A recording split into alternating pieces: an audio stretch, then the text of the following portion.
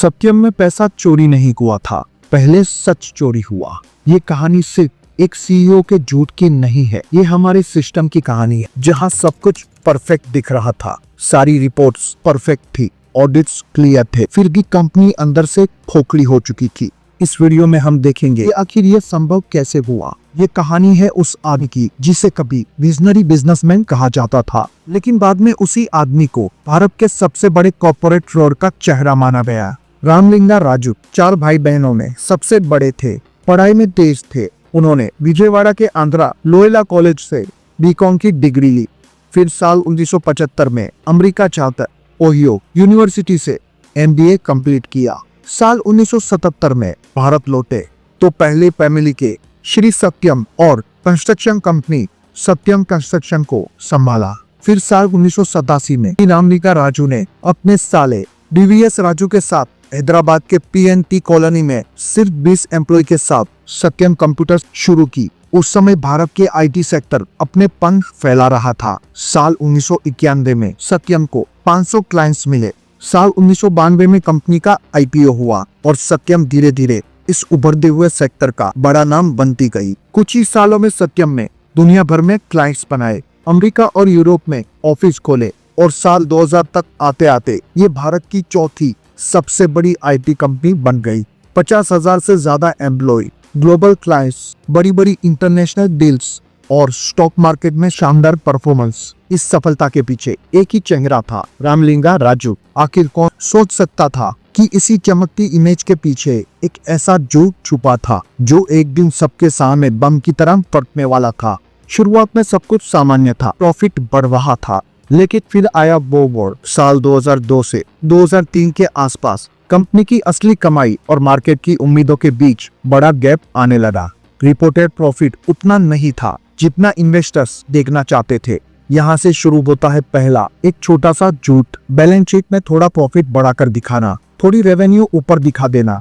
रामलिंगा राजू ने बाद में खुद माना कि इसी समय से उन्होंने अकाउंट्स में खिलवाड़ करना शुरू किया। शुरू में ये मामूली लग रहा था, लेकिन हर क्वार्टर में जो झूठ लिखा जाता, अगले क्वार्टर में उसे छुपाने के लिए और बड़ा झूठ लिखना पड़ता। ये एक ऐसा जाल था जिसमें खुद रामलिंगा राजू फंसते चले गए। सत्यम की बैलेंस शीट में दिखाया गया कि उसके पास 5,361 करोड़ रुपए कैश और बैंक बैलेंस है, मगर सच ये था कि उसमें से लगभग 5,040 करोड़ रुपए थे ही नहीं, यानी 94% कैश सिर्फ कागज पर लिखा हुआ था। लगभग 1230 करोड़ रुपए की देनदारियां छुपाई गई। 490 करोड़ के नकली डेट्स यानी कंपनी को मिलने वाले पैसे कागज पर बना दिए गए और हर साल सैकड़ों करोड़ का झूठा प्रॉफिट दिखाया गया, जबकि असल में प्रॉफिट बहुत ही कम था। ये सब कैसे हुआ? फर्जी इनवॉइस, बनावटी क्लाइंट्स और यहाँ तक कि घोस्ट एम्प्लॉइज। उनके नाम से सैलरी निकलती तो थी, लेकिन पैसा कहीं और चला जाता था। कागज पर देखे तो सत्यम सुपर प्रॉफिटेबल थी, लेकिन असल में कंपनी के पास उतना पैसा था ही नहीं। ये एक ऐसा मैजिक शो था जिसमें नंबर तो दिख रहे थे, पर असल में सब स्मोक एंड मिरर था। अब सवाल ये आता है कि ये झूठा पैसा जो दिखाया गया था वो आखिर गया कहाँ? इस झूठे पैसे को दिखाने के लिए रामलिंगा राजू और उनके परिवार ने बड़े पैमाने पर रियल एस्टेट में निवेश शुरू किया। उन्हें भरोसा था कि प्रॉपर्टी की कीमत हमेशा ऊपर जाएगी और जब जरूरत होगी तो इन्वेस्टमेंट बेचकर सब मैनेज कर लेंगे। लेकिन साल 2008 में ग्लोबल फाइनेंशियल क्राइसिस आया, रियल एस्टेट मार्केट क्रैश होने लगी, प्रॉपर्टी के दाम गिरने लगे और रामलिंगा राजू का प्लान वही ध्वस्त हो गया। कागज पर बनावटी प्रॉफिट दिखाकर जो भरोसा बनाया गया था, अब उसे बचाने के लिए असली पैसा था ही नहीं। तभी दिसंबर साल 2008 में रामलिंगा राजू ने एक और मास्टर स्ट्रोक खेलने की कोशिश की। सत्यम के पैसों से 2 रियल एस्टेट कंपनियां खरीदने की प्लानिंग की, माइटस इंफ्रास्ट्रक्चर और माइटस प्रॉपर्टीज। माइटस जो नाम सत्यम को उल्टा करने से बनता है, ये कंपनियां भी उनके ही परिवार की थी। आइडिया ये था कि सत्यम का क्रैश, जो वैसे भी ज्यादातर फर्जी था, इन कंपनियों की वैल्यू के जरिए मैनेज हो जाएगा। लेकिन इस बार एक बड़ी गलती हो गई। शेयर होल्डर्स ने सवाल पूछना शुरू कर दिया कि IT कंपनी अपना पैसा अचानक रियल एस्टेट में क्यों लगा रही है, और वो भी प्रमोटर की ही कंपनी में। शेयर होल्डर का गुस्सा फट पड़ा और सिर्फ 12 घंटे के अंदर ये डील कैंसिल करनी पड़ी। लेकिन तब तक मार्केट को संकेत मिल चुका था कि कुछ तो गड़बड़ है।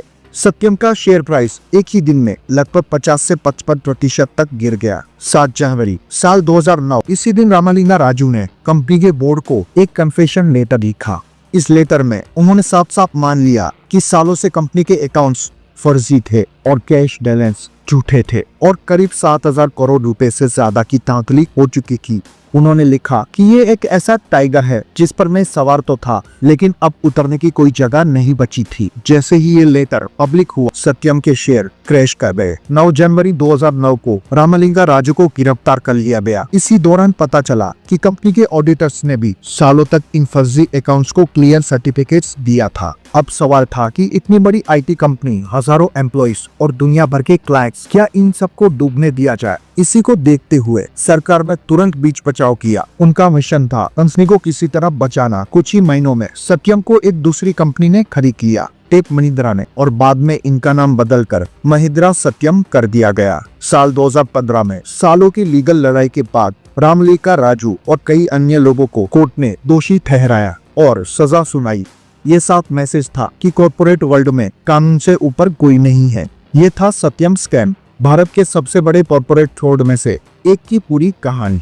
कमेंट्स में जरूर बताएं कि आपके हिसाब से ज्यादा गलती किसकी थी, सिर्फ रामलिंगा राजू की या सिस्टम की, या फिर उन लोगों की जो बिना सवाल पूछे पढ़ते हुए नंबर्स पर भरोसा करते गए। नाम सत्यम हो या कुछ और, असली ताकत हमेशा सच में होती है।